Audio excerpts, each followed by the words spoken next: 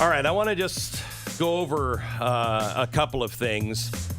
There was a letter that went out last week, Friday, signed by more than 40 trade associations, and is calling on Congress to reject the proposal that will allow the IRS to track all bank transactions over $600 under the Biden plan. This is weaponizing the IRS. The Biden administration is beefing the IRS auditing up, expanding the agency's funding by dramatic leaps and bounds, and also increasing their power.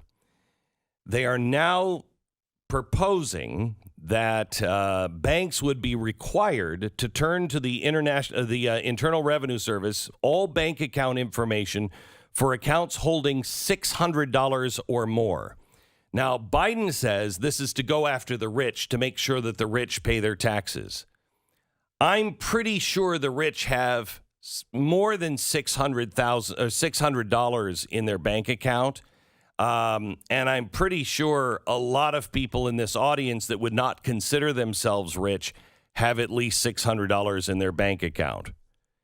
Every time you would deposit your paycheck, assuming that you make more than $600 a month or every 2 weeks, you would be reported to the IRS.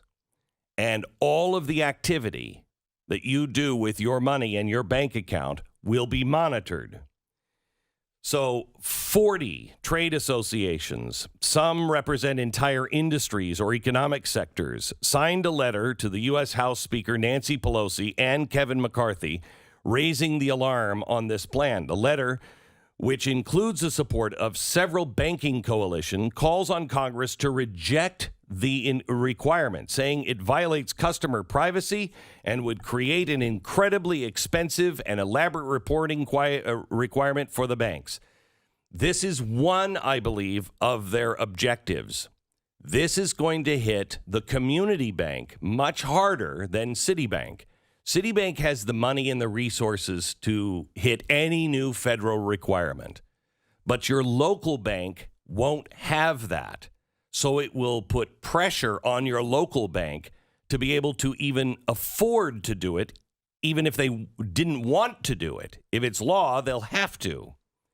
While the stated goal of this vast data collection is to uncover tax dodging by the wealthy, this proposal is not remotely targeted to that purpose or that population.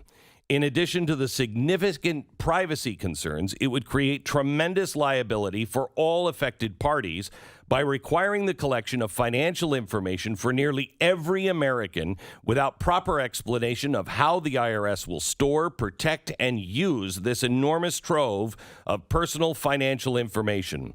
We believe that this is a program costly for all parties, not fit for purpose, and loaded with potential for unintended and serious negative consequences. It will target almost every American. Republicans on the House Ways and Means Committee are scheduling a virtual roundtable Wednesday entitled The Weaponization of the IRS, a Sordid History and Need for Taxpayer Protections. Could the GOP do more than a frickin' virtual roundtable? Do you really need to sit around a table and talk about this, or can you act? Where is the GOP? So you know, if you're in a local bank and they haven't alerted you to this, you should call your local bank. If you are in a bank, Citibank, Bank of America, Wells Fargo, any of those big banks, I would not be doing business with them myself personally, because they are benefiting from this private-public partnership with the government like nobody's business. They are also part of the ESG nightmare that is coming your way. I saw FNB Community Bank. This is a bank in Oklahoma. They put a consumer alert out, says, join us in telling Congress the proposed IRS bank account profiling is intrusive and indiscriminate for our customers.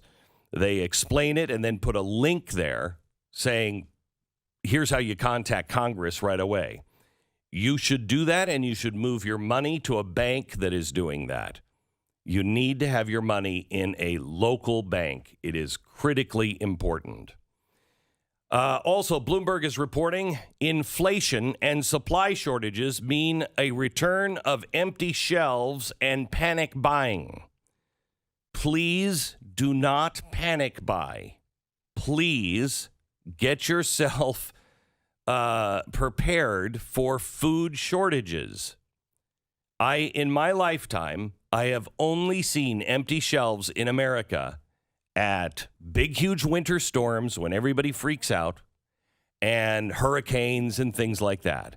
That's when I'll see empty store shelves. Other than that, I've never seen them in America. You're starting to see shelves now that are looking an awful lot like the shelves in the former Soviet Union. If you're my age, you remember what those looked like. They had lines for toilet paper, lines for meat. Those things are coming this way. And don't believe that it is all about coronavirus. It isn't. You are being ushered into a new normal. I talked about this on last Wednesday night special. This is the new normal that is coming your way.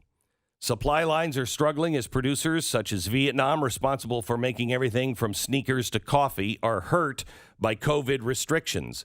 It's not just the COVID restrictions. It's the fact that the United States government is paying people more money than they can make for working.